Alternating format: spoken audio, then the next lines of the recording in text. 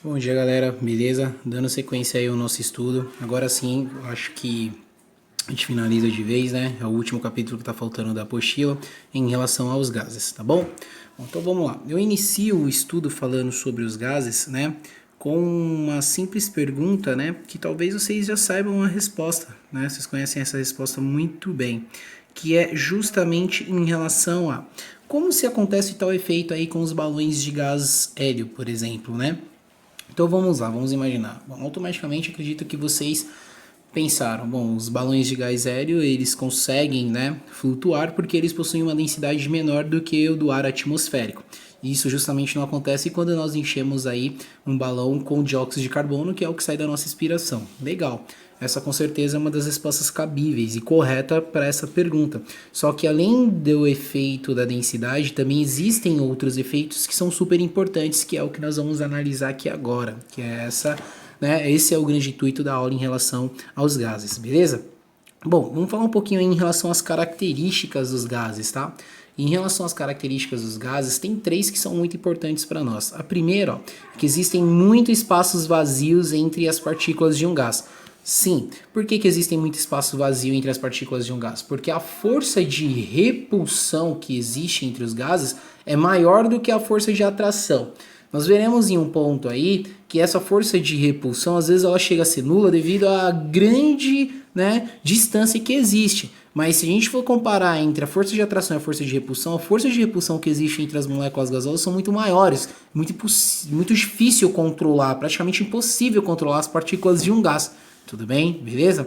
A outra característica importante também, ó, é que as partículas elas estão praticamente livres e elas se movimentam ao acaso. É muito difícil também você conseguir controlar exatamente o movimento desses gases. Falar assim, ó, eu vou colocar esses gases aqui para eles andarem totalmente ordenados. Isso não acontece, não é igual quando se fosse, por exemplo, corrente elétrica, que anda totalmente ordenada, né?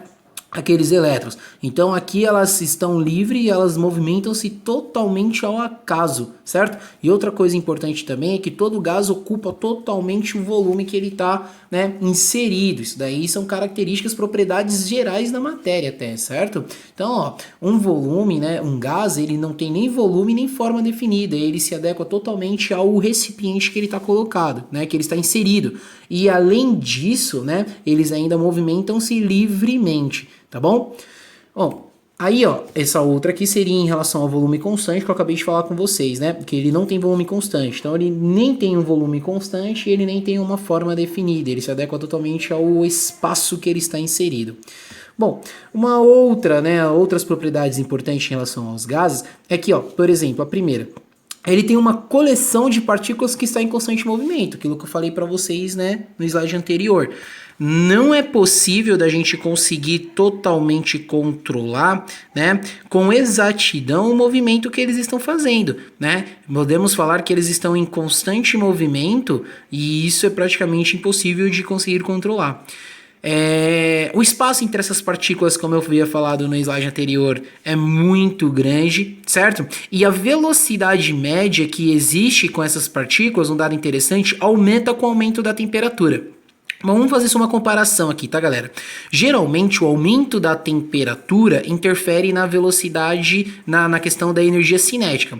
Quanto maior é a energia cinética está relacionada com o movimento, maior é o movimento, maior é a velocidade. Então, geralmente, quando você aumenta a energia em forma de calor, ou seja, quando você está aumentando a temperatura, você também mexe na velocidade média, né, dessas partículas. E aqui, ó, nós temos uma formulinha que é para calcular a pressão. Com certeza a pressão faz parte dos gases, porque os gases têm como principal função, né, pressionar alguma coisa, né, o lugar que ele está inserido. E a pressão nada mais é do que uma força que você faz sobre uma determinada área, tá bom? Então, ó, esses gases eles estão inseridos em algum lugar. Certo? Num recipiente, pode ser numa garrafa de água, pode ser num recipiente totalmente aberto, como é a atmosfera. E existe a pressão, por exemplo, atmosférica. E essa pressão nada mais é do que a força que uma determinada quantidade de gás faz em relação a uma determinada área. Tudo bem? Beleza? Então aqui nós temos então as propriedades dos gases mais importantes até agora. Bom, nós temos a seguinte situação. Os gases, eles têm essas características que eu acabei de falar para vocês, né? De colisões, o máximo de afastamento possível, né? A gente não consegue controlar muito bem a velocidade desses gases, as colisões que eles possuem. E tudo isso é idealizado e existem o que nós chamamos de variáveis de um gás. O que acontece? Todas aquelas características e propriedades dos gases que nós acabamos de ver, ela se altera quando eu mexo em uma dessas variáveis. Quais são as 3 variáveis de um gás? Temperatura, volume e pressão. Cara, você só tem que saber todas elas, tá bom? Tem que saber quais são as 3 variáveis de um gás: temperatura, volume e pressão. Por quê? Se eu mexer ou se eu alterar qualquer uma destas variáveis, eu altero aquelas características principais que existem num gás. Tudo bem? Bom, vamos lá. A temperatura, quando eu estiver trabalhando com gás, eu sempre vou utilizar Kelvin. Por que Kelvin? Existe temperatura na escala Celsius, na escala Fahrenheit e na Kelvin. Kelvin é a mais utilizada na ciência. E quando nós estamos falando de um gás, nós estamos tentando falar de coisas que estão numa estabilidade máxima possível, certo? E aí, como a gente está tentando idealizar algo que esteja em total, né, exatidão, nós vamos utilizar a escala cientificamente mais absoluta que nós temos, que é a temperatura em Kelvin, tá bom? E aí, ó, qualquer coisa, lembre-se sempre, como que eu faço para transformar uma temperatura que está em graus Celsius para Kelvin? É só adicionar o 273, tá? Quando o exercício ele é muito específico e muito rígido, o fator de conversão, né, real é de 273,15. Quando o exercício ele não for tão específico, tipo se ele não for USP, vamos imaginar a seguinte situação, né, 273 você já faz a adição e você já transforma.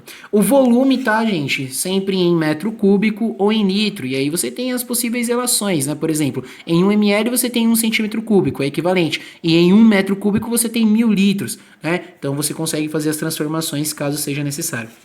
E a pressão ela é Newton por metro quadrado. Porque, ó, lembra, o que eu acabei de falar? Ó, pressão não é uma força sobre uma determinada área. Força é Newton. Área nós medimos em metro quadrado no sistema internacional. Então, a pressão tem que ser Newton por metro quadrado. Ou também pode ser em Pascal, certo? Ou ATM, já que nós estamos aqui e é a pressão que nós utilizamos, tá bom? Vale destacar, ó, que a pressão, ó, 1 ATM equivale a 760 milímetros de mercúrio e também equivale a 760 torr, tudo bem?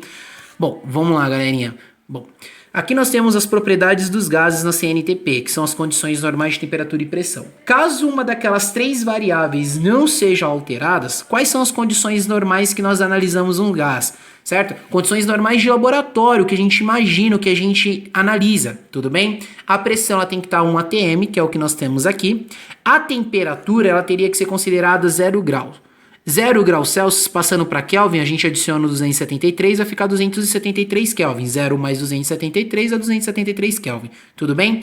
E um volume nas condições, ó, CNTP significa condições normais de temperatura e pressão. Um volume ocupado de 22,4 litros. E isso já vem desde a constante de Avogadro. 1 mol de qualquer coisa, inclusive de um gás, ocupa um volume aí de 22,4 litros, tá? Então, estas são as 3 variáveis do gás, certo? Temperatura, pressão e volume. E as 3 variáveis do gás, quando eu estou tendo uma idealidade, né? Algo ideal, nós dizemos que ele está numa pressão de 1 atm, numa temperatura de 0 graus, que é equivalente a 273 Kelvin, e num volume de 22,4 litros. Agora, vale destacar sempre, qualquer exercício que caia para vocês em relação à temperatura, o exercício provavelmente vai dar uma temperatura em graus Celsius e você tem que transformar para Kelvin, adicionando 273. E o volume, caso eles não forneçam o volume que está sendo feito o experimento para você resolver o exercício, vocês sempre vão considerar 1 mol de gás tendo 22,4 litros, que é o volume ocupado. Beleza? Bom, e aí nós precisamos falar sobre relações de proporcionalidade. O que seriam essas relações de proporcionalidade? Utilizando um pouco do conceito matemático aqui, vocês sabem que existem grandezas que são diretamente proporcionais, existem grandezas que são inversamente proporcionais, tá bom? O que são grandezas diretamente proporcionais? Vamos supor que eu tenho A e B, tudo bem? Quando eu digo que A e B são diretamente proporcionais, isso significa que se eu pegar A e dobrar, eu tenho que pegar B e dobrar também. Se eu digo que eu peguei A e tripliquei, eu tenho que pegar B e triplicar também. Porque se é diretamente proporcional, se aumenta um, aumenta o outro. Se diminui um, diminui o outro. Agora, o que é inversamente proporcional? Inversamente proporcional, certo? seriam grandezas que eu descrevo assim, ó. Eu tenho A e B. Se eu aumento A, se é inversamente proporcional, B tem que diminuir, tá bom? Então, essa é a ideia. Diretamente proporcional, o que acontece com um acontece com o outro da mesma forma. Inversamente proporcional, nós podemos afirmar que o que acontece com um acontece com o outro ao contrário. Bom, isso é importante porque quando a gente for, né, traduzir as transformações gasosas, essas transformações gasosas elas envolvem coisas que são diretamente proporcionais ou inversamente proporcionais, tá bom? Das transformações gasosas nós temos as três principalmente. Nós temos a lei de Boyle, a lei de Charlie e a lei de Gay-Lussac, tudo bem? Sempre o seguinte, o que acontece? Todas essas três leis, elas mexem com duas das três variações, né, das três variáveis de um gás e deixa uma constante. A gente pega uma para deixar constante e analisa outras duas. Então vamos lá, nós temos pressão, temperatura e volume. Uma dessas três leis pegou o volume e manteve constante, então trabalhou com pressão e temperatura e via o que acontecia com o gás. Uma outra lei fez o contrário, pegou a pressão, deixou constante, aí mexia com a temperatura e volume e via o que acontecia. Então, ó, são três variáveis. A ideia é, cada uma dessas leis pegou uma, deixou um constante e analisou outras duas. Então, por exemplo, ó, Boyle, o que Boyle fez? Ele pegou a temperatura e deixou a temperatura constante. Então, ele ficou trabalhando com pressão e volume e via o que acontecia com o gás. Certo? Se você pegar, por exemplo, a de Charlie e Gay-Lussac, tá bom? Super importante essa daqui. Ele pegou a pressão, manteve a pressão constante, e aí ele trabalhou com volume e temperatura, via o que acontecia com o gás.